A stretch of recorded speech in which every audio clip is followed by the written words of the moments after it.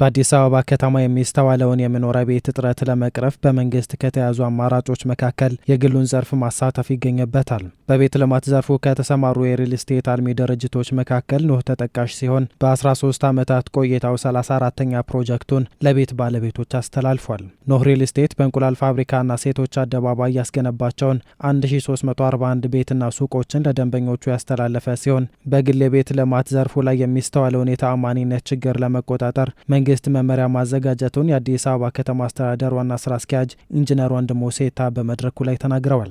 የሀገራችን የሪል ስቴት ልማት ዘርፍ ብዙ እምነት የሚጣልበት አይደለም።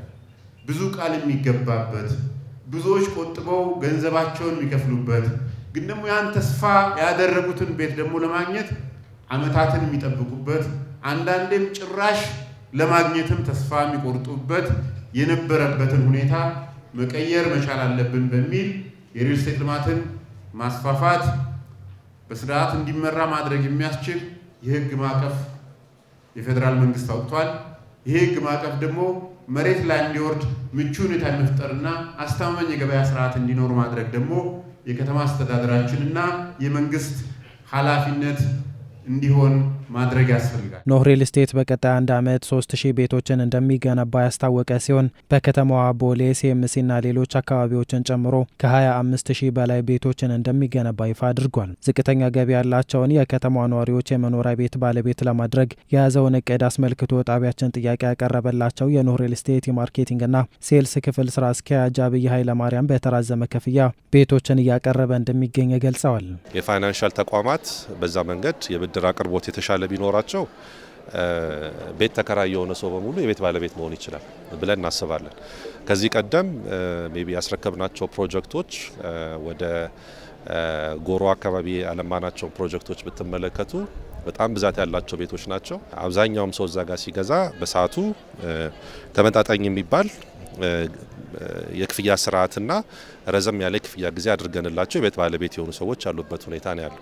ከዚህም በኋላ የምንሄደው ማካሄዳችን የበለጠ ወደዛ ነው የሚሄደው። አሁን ዛሬ ያስጀመርነው ቦሌ ሆምስ ላይ የምንጀምረው ፕሮጀክታችን ዲዛይንን ታሳቢ አድርገን ከዛ በኋላ ደግሞ ሽያጭን ደግሞ ስንመለከት ገበያው አፎርድ በሚያደርገው ሁኔታ ከዚህ ቀደም እንደነበረው ሳይሆን ትንሽ ወረድ ብለን ደግሞ ሰፋ ያለ ማህበረሰብን ደግሞ ሊያካትት የሚችል ይዘን ነው ገበያ ትኩረት አድርገን እየመጣን ያለ ነው ማለት ነው። ስለዚህ በሎኬሽን ጥሩ ቦታ ነው። ቦሌ ላይ የቪአይፒ ኮሪደር የሚገኝበት ቦታ ላይ ነው።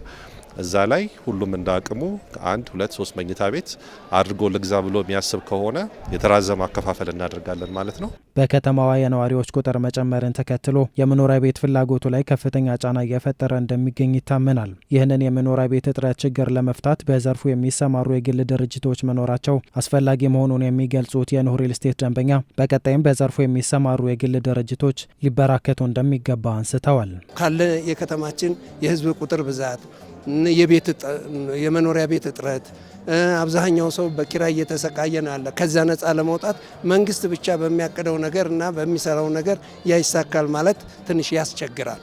ስለዚህ እነዚህ ነገሮች ተቀናይተው ቢሄዱ ህዝቡም ከኪራይ ያርፋል፣ እንደገና ሀገሪቱም ትለማለች፣ የግል ዘርፉም እየሰፋና እየጎለበተ አቅም ያለው እየሆነ ይሄዳል።